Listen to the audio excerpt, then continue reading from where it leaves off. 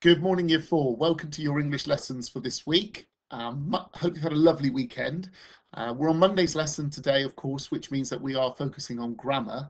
And this week, in our grammar session, we are going to be looking at past, present, and future tense. Okay, so things that have happened in the past, things that are happening now, and things that are going to happen. To help us in this lesson, we will see Edith the Adder today, and she's going to be in and around all of our slides this morning. Okay, if we look at the first sentence here, this one is going to be a present tense sentence. Anything that's present tense this morning is going to be highlighted in blue. I run quickly down the street would be simple present tense. I run quickly down the street. This means that you would be doing it now. Again, we're looking at present tense here. He swims in the pool. This means he's doing it now. It's not he swam in the pool. It's not he will swim in the pool. He is doing it now. He swims in the pool. So when you are, the only thing you need to be careful of with present tense is that you use the root word. So for example, here it would be I swim. Okay, this might change depending on who's doing the action. So if it was a he, if you're talking about using a pronoun, then it becomes he swims. He swims now. It wouldn't be he swim now. And that's something you need to be careful of. A lot of the time, if you read the sentence out to yourself, you'll be able to tell whether it makes sense to you or not. So a quick little exercise this morning. Can you just, you don't need to write anything down, just look at these words. And the word is going to be either walk or walks. And I want you to just work your way through these words, telling me that if it's going to be present tense, would it be I walk or I walks? So I walk to school or I walks to school. Which sounds right? Which would be in there? And I want you to do that for all the words. Okay, just press pause while you're doing that. Should only take a minute or two, and then press play when you're ready to look at the answers. Okay, welcome back. So if we were to look at these, so we're looking at either walk or walks. Hopefully you found out that it was I walk to school. The next one down here, look, you. Now, you were thinking about, if we're thinking about walking to school again, it would be you walk to school. No S on the end, okay?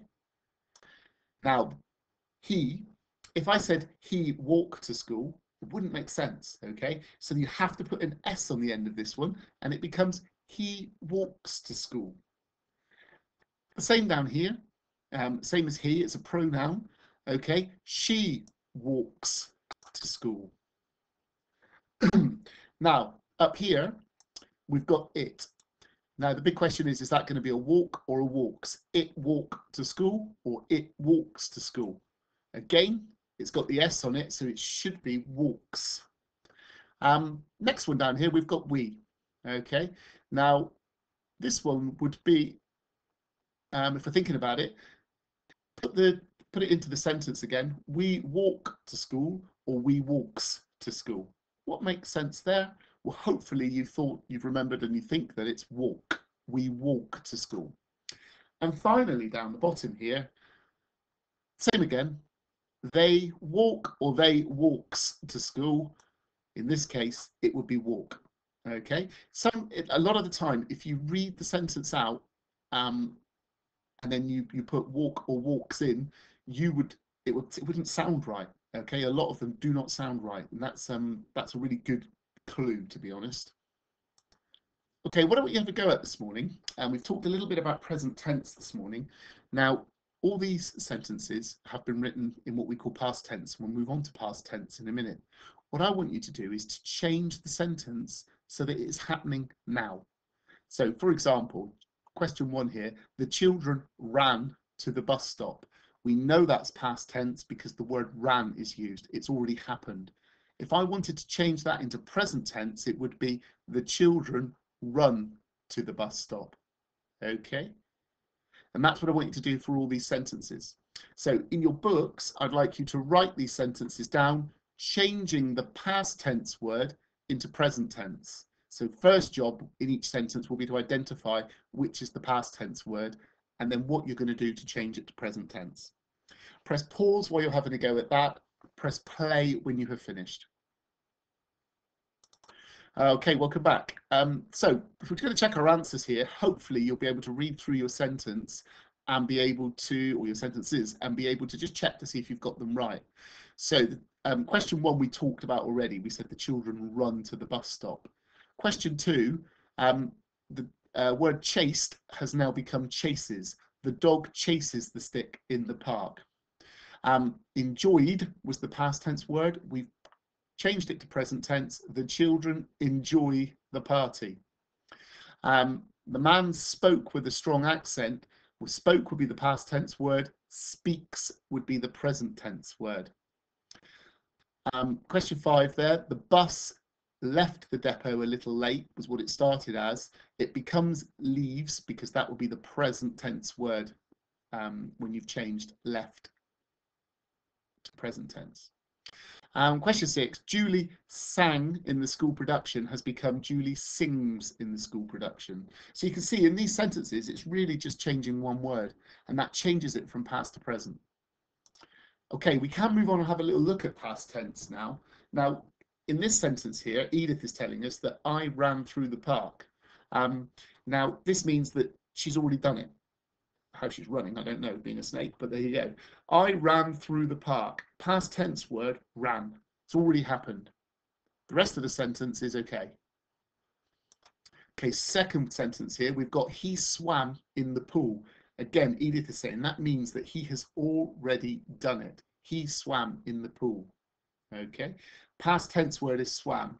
Now, if you wanted present tense, it would have been he swims in the pool, but this has already happened, so it's swam. A little trick to remember here is that for most verbs, changing to past tense is nice and easy. A lot of the time, you only need to add ed to the end. It doesn't work with all of them, and there are exceptions, but a lot of the words, you just add ed. However, if the verb ends in an e already, so for example, chased or chase, okay, if it ends in an e already, you would remove the e and then add ed to the end, okay? Just have a little look at these words for a moment. We've got walk, look, climb, and scratch. What I want you to do is to just tell me what would those words become in past tense. Okay, we just need to add ed to these. So just tell me what they would be. You've got 30 seconds. Go. Okay, so if we quickly move the blocks out of the way, walk becomes walked, look becomes looked, climb becomes climbed, and scratch becomes scratched. Nice and simple, just adding ed to the end of the words. Hopefully that worked well for you. This is the other rule I was talking about, that if you have an e on the end, you need to remove the e and then add ed. If you just add ed to the end, it will change the word and make it a nonsensical word. It won't make sense. Okay, so remove the e and then add ed. Okay, press pause while you're looking at these, 30 seconds quickly, then press play when you're ready to hear the answers. Okay, so close becomes closed. So you've taken off the e and then you've added ed on the end. Move becomes moved. Arrive becomes arrived. And like will become liked. Now, there is one little thing that we need to just talk about. If the verb ends in a consonant, okay, then what we would need to do is double it. So pat would become patted, okay? So we would have to double the T and add ED. So if I show you this one here, look, we would double up the consonant and add ED. If we didn't double the consonant, if we left it as just one T, then the sentence, then the word itself would become pated, and that wouldn't make sense, okay? Patted ends in a consonant, double it up and add ED. Looking at the rest of these words, could you have a little go at that? 30 seconds, go. Okay, welcome back. We've got next word down, then we've got bat. Remember, we double the consonant and add ED. So bat, we double the consonant and we add ED. It becomes batted. Okay.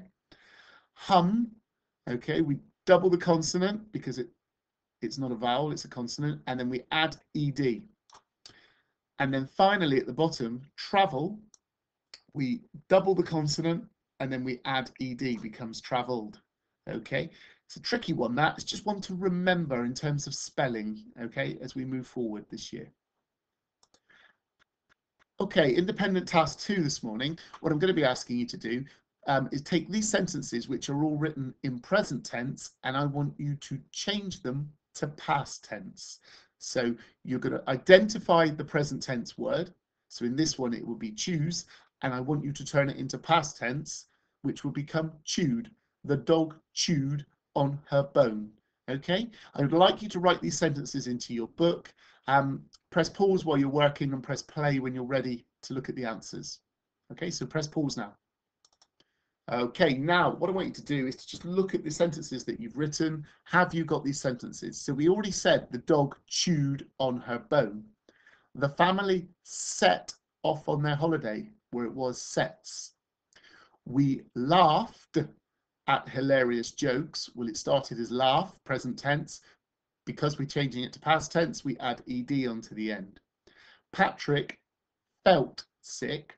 Okay, originally it was Patrick feels sick for present tense. We're changing present tense into past tense. So Patrick felt sick.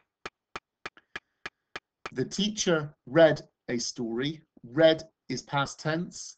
Reads would have been the present tense word. So we change it to read. And then finally, it's the word that we were looking at just now, Mum travelled on the bus. It started as travels. Okay, so what we did with travels was we turned it into an ed word, travelled. Okay, one more to look at, and that's future tense. That is, when we're talking about things that will be happening in the future. So here we've got I will run. I will run at the weekend. I will run at the weekend. You could also use am going. I am going to run at the weekend. Both of those would be acceptable because they're telling you what you're going to do in the future. It means you haven't done it yet. So here, he will swim or he is going to swim. Again, means he hasn't done it yet. He will be doing it in the future. Okay, I've got 3 words here, walk, look and climb. What I want you to do is to add, is to think to yourself, right, in this column here, I'm going to be adding will to it. So for example, here it will be I will walk. In this column, I am going to walk. So I want you to think about how you could use these words in front of look and climb. If we look here, we've got I will walk. And there you've got them in a sentence, I am going to walk. Okay, have a little think, what could these be? Just 30 seconds, off you go. Okay, welcome back. So hopefully the first one there, look. We've gone with he will look. I would have accepted I will look as well, either or. And I'm assuming they're going to use he here. He is going to look, or I am going to look. Either way, they are things that are going to happen in the future. And the last one, climb. I will climb. So you haven't climbed yet, but you're going to climb. And this one, I imagine, is going to be, they've gone, we are going to climb. That's quite interesting. Okay, so either way, they're all sentences that are going to happen in the future. Okay, your final independent task of the morning, you've got here sentences and there are some gaps in them. What I want you to do is I want you to insert words that will make them future tense, that will tell me that it's going to be happening in the future. Okay, so you need to think what word is missing in order to make this be happening in future. Okay, so press pause while you're working and press play when you're ready to come back. So press pause now while you're writing these out. Okay, let's have a little check of the answers then. So number 1, I will take the car to the garage in the morning. She will be arriving a week on Thursday. We will be about 15 minutes late. Hurry, you are going to miss the bus if you don't get a move on. We will have to wrap up warm. It is going to be cold tomorrow on the hills, and she will not be on time if she continues to watch TV. Okay, so they are all now sentences where things are going to be happening in the future. They're not happening now, and they're not happening in the past. Okay, for our plenary this morning, I'm not going to ask you to write anything, but what I want you to do is, either with a partner in school or with an adult at home, I want you to look at each sentence and tell me, is it past, is it present, or is it future tense, sorry. So past, present, or future, has it already happened? Is it happening now, or is it going to happen? Just have a little look and tell me what you think about each of them as you go through.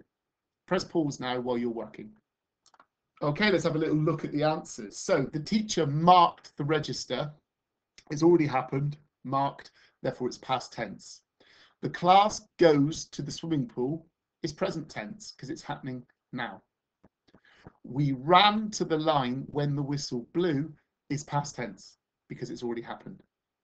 The cook will make sausage and beans for lunch. Future, it's going to happen, but it hasn't happened yet. We play with the hoops at playtime is present, and I guess you could have, if you wanted to remake that a better sentence, would be we are playing with the hoops at playtime. Okay, and the last one, I was in trouble for handing in untidy work, is past tense because it's already happened. I was in trouble. Hopefully, you've started to get an understanding of past, present, and future this morning. And we'll get a chance to use them a little bit in our news articles later on in the week. Okay then, thanks ever so much. See you tomorrow. Goodbye.